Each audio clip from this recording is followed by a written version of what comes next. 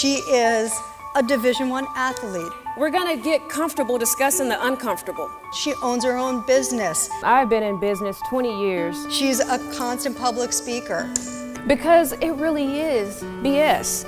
And she's just kind of badass. Join me in a warm welcome for Risha Grant. The next 30 minutes are not going to suck.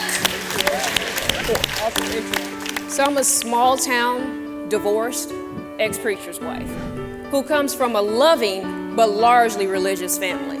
Also happen to be a bisexual black woman, a serial entrepreneur, and a Catholic middle school basketball coach who runs a diversity consulting and communications firm in one of the reddest states in the nation. I am diversity personified. But so are you. So what does diversity really mean? I feel like diversity and inclusion has become really convoluted. I would look at it in the most simplistic way possible, which is humanity and competitive advantage. When I think about humanity, I think about grace, I think about understanding, acceptance. When I think about competitive advantage, it takes me to the business side and how all of the diversity, the uniqueness of who you are brings together those diverse experiences where you create innovation for companies. You provide them with that competitive advantage based on your experiences. We have to get back to what it is, and that's people. You have to allow people to be engaged. You can't just invite them. I mean, what does it really cost you to just be open for the next 30 minutes? What do you think causes division? Companies say all the time, we're having diversity problems, we need to bring you in. I'm the problem, you're the problem, we're the problem. All the bias that we bring to the table is the problem.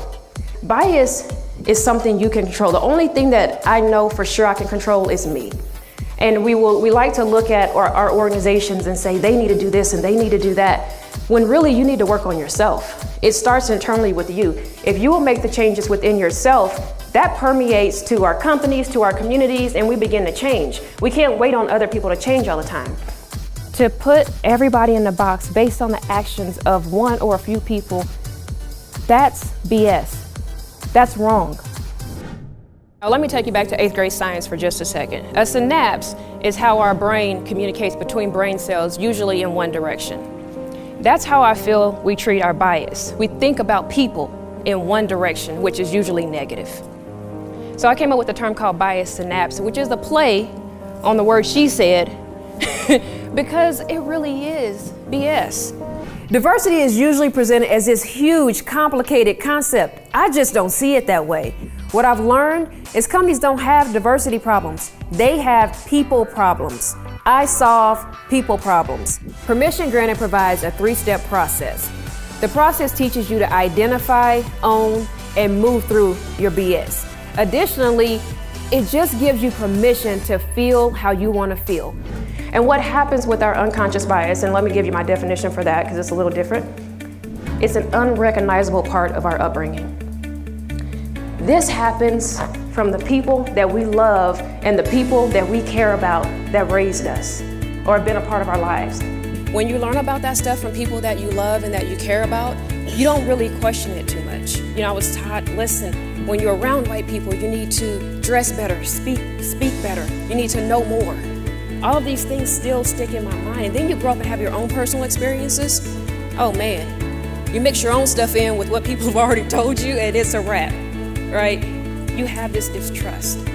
Wrong or right, it's there. Stick with me here. Some of you may be thinking, man, what is up with her? She has a lot of problems. I might. I did ancestry DNA a few months ago. Oh man. I'm 20% white. Oh, yes. I could not believe it. I get on the phone, start calling people, because that's a lot to me. I went to a dinner where we were invited to actually meet people that were different, and met this guy who has 666 tattooed across his forehead. That day, our newspaper ran an article that talked about removing, this tattoo parlor was going to remove gang-related or racist tattoos for free. I'm weighing in my mind, should I tell him, should I not? Maybe he wants to know. I'd want to know. You know, once this whole thing starts, oh, what the hell? Hey, did you read the paper today? Did you see that they're removing these tattoos? And he just laughed at me. He said, you're the 5th person today that's told me about that article. he began to share with me that the tat was actually rolling sixes, and it was a gang that he was in, and that he had gone to prison and done so much bad to so many people that now he had completely changed his life. He said, and other people in gangs, they see me living my life different. They know by this tattoo that I'm living my life different, and I've led so many people out of gangs. Wow. Forgive me. Forgive me. You know, it's like I made an assumption about you. And he's like, you're right, it's a high price to pay. And my kids have asked me to get rid of this tattoo. He said, but I think I owe this. And so, and I kept thinking, man, but you could get it right here and it'd be just as effective, right? Again, his business, not mine. But I just thought, man, I know you guys are wondering, like, where do you hang out? But yeah. So what I did with the transgender woman is that I asked her to go to lunch. And I spent 2 hours and said, hey, I just have questions. And it was not her responsibility to share that with me. It was not her responsibility to school me or educate me. But most people are willing to talk if you'll just take the chance to get to know them. When I started to play basketball, I absolutely hated it. Hated everything about basketball. But I had my older cousins that made me play. Well, I had one older cousin that began to take notice, saw me practicing. He began to work with me, taught me how to shoot the ball, taught me how to pass the ball. But when they would try to come and guard me, he would block them. He would allow me to shoot the ball. He would allow me to touch the ball. Unlike my other cousins who would just say, no, pass it back, hurry up, pass the ball back. It was horrible. I parlayed that because he included me into a full scholarship to a Division I university.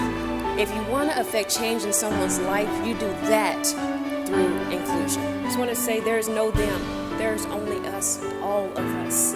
That's it. Please don't allow your corporate culture to be at odds with the communities you serve, or most importantly, your employees. Permission granted to feel however you want to feel about issues surrounding diversity and inclusion, but get your bias synapse in check because it really is all bullshit. Thank you guys so much for having me.